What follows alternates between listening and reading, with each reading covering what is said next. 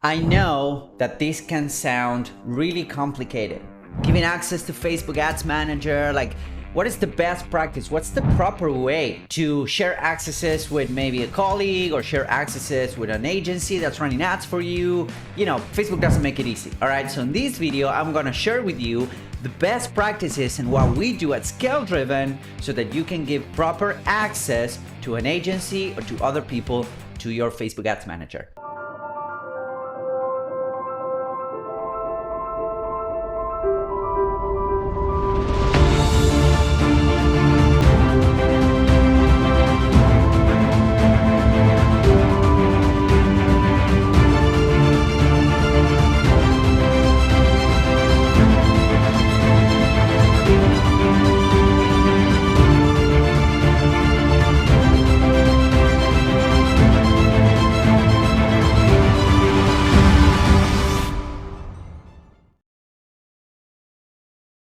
Hey everybody, Hernan Vasquez here with ScaleDriven.com, and this is a question that I get a lot. This is a process that we go through every single time we have a new client coming in or we have a new student coming in at Scale Driven, and I want to share with you some of our best practices that we use at our company to actually gain access and give access to business managers and pages and ad accounts and pixels and all that stuff so that you know how to do it. And these are going to be best practices based on what Facebook is telling us, okay, or Meta is telling us. And as a Meta certified agency, you want to always use best practices to gain access. Now, this also comes to play depending on who you're working with, right? Let's say that you have a new employee coming in or you have a new agency coming in, and depending what they want to do, this is how you want to set up your accesses for the business manager and whatnot. But let me tell you, this is what we do at Scale Driven, okay? At Scale Driven, we have the philosophy that we are visiting, quote unquote, okay? When we have a new client coming in, we are running ads on their own assets. We are running ads on their own ad accounts, on their Facebook pages. We're using their Facebook pixel. The reason behind it is because the client is funding the ads. We are kind of working to get them to work, but the client is funding the ads. So our philosophy is, hey, if the client is funding the ads, they need to retain ownership of the Facebook ad accounts and the pixels and all that, because when you're spending money on Facebook ads, what's happening is that you're collecting all of that data into your Facebook pixel and you want to retain that data. Your Facebook pixel, the more you advertise, the bigger and better of an asset it becomes. So you want to make sure that you're retaining that data. So this is our philosophy when it comes to quote unquote visiting or working for a client, and I'm going to share with you the best practices that we know that work the best. Now, have in mind that this might not work for everyone, especially if you had an agency working with you before, or you have a business manager that has been banned or some stuff restricted. This might not work, so you need to find workarounds, but I'm going to share with you the best practices that we know work the best. So let me share my screen. I'm going to go through this process really simply, okay? So let's say that you have your Facebook Business Manager, and this is where everything stems out of, okay? The way I see it is that the Business Manager is kind of your umbrella, okay? And then all of the assets of your business are going to be into that umbrella or below or under that umbrella. So out of the Business Manager, you will have your Facebook page, okay? So your Facebook business page, not your profile, but your Facebook page, right? Think about your Facebook business page or Scale Driven page or Hernan Vasquez page. I have my own Facebook page, but I also have my Facebook profile, right? So your Facebook page is going to live in your business manager.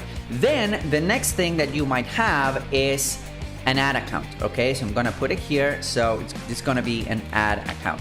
Now, ideally, when you're starting this process and when you're creating a new business manager from scratch, you want to create more than one ad account, all right? I explained that in some of our courses, like our Facebook domination workshop and our Facebook troubleshooting class, why you wanna have more than one ad account. But just so you know, you want to have more than one ad account, ideally with different payment methods, okay? So you wanna have different payment methods in each of these ad accounts. Okay, so let me zoom in a little bit. Okay, that's better. So you want to have different payment methods in each of these ad accounts that you're having, all right? Just for security purposes. Now, the next thing that's going to live within your business manager is going to be your Facebook pixel, okay? Or your Meta pixel. Let me do this the proper way. All right, there we go.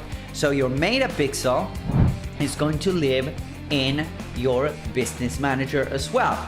And the other thing that's going to live in your business manager, provided that you can link your Instagram profile with your Facebook page, okay? This is going to be your Instagram profile, okay?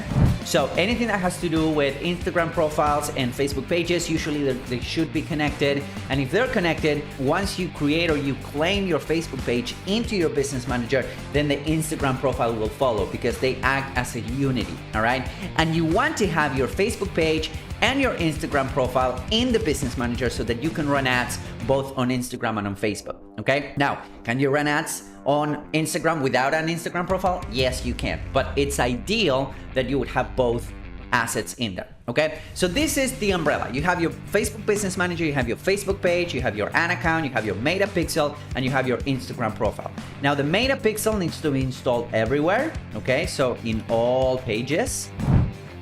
Okay, so this needs to be installed in every page that you have at least the Facebook or the Meta base pixel, all right?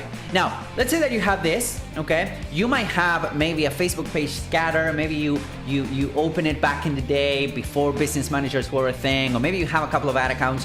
And the good news is that you can go into your business manager and you can claim all of these assets. You can claim your Facebook page and put it in your business manager. You can claim your ad accounts and put them under your business manager. And that's really good news. So that's going to be best practices, okay? Everything is going to live in your business manager. Now, let's say that you have employees, right? So what you're going to do is you're going to invite these people into your business manager, okay? So employees, partners, everyone that comes in will go as an employee or as a person. You're going to invite these people through their email to your business manager, okay? And the reason why you want to do that is because then you can assign accesses, right? Let's say that you have a social media manager and that person needs access to your Facebook page and to your Instagram profile, but they don't really need access to your ad account, so you don't need to do it. Let's say that you have, an agency that wants to do an audit, then you can give different levels of access to the ad account, to the pixel and whatnot. So you basically control who gets access to what by doing this thing. So you want to get people as employees into your business manager, and you want to invite them as employees into your business manager. Now, here's where things get tricky for a lot of businesses, all right? How do you invite an actual agency to work in your business? Well, it's really simple. As much as you invite your employees, you can also invite something called partners, okay? So partners, you can invite them as well. Now, once you invite a partner, Facebook will require their business manager, okay? So basically what happens is that, let's say that you invite Scale Driven as your partner or my agency as your partner. What's going to happen is that my business manager will now start sharing assets with your business manager. That's called partner access, okay? And when that happens, you want to give the partner that's going to work on your ads, you want to give access to your Facebook page, you want to give access to your ad account, you want to give access to your Meta Pixel, you want to give access to your Instagram profile, all right? And that's the best practice. That's the best way to do it.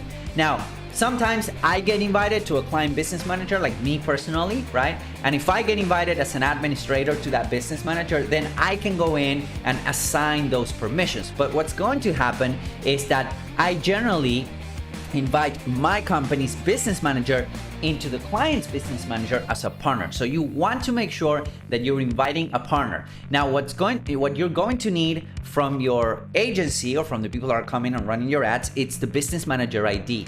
This is a strong string of numbers. I think it's like 12 numbers or something like that. Because when you add them as partners into your business manager settings, then you can add their business manager ID, and then you can give proper access, right, to Facebook page, ad account, Meta Pixel, and Instagram profile. And by the way, they will need access to these 4 things so that they can run ads and they can create ad accounts and whatnot, and they can actually see and install your Meta Pixel on the different properties and whatnot. Now, what's going to happen is that, let's say that tomorrow you want to stop working with these people for whatever reason, or you take people in-house or whatever, then you can sever this access, boom, and that's it. You still retain all of your assets, okay?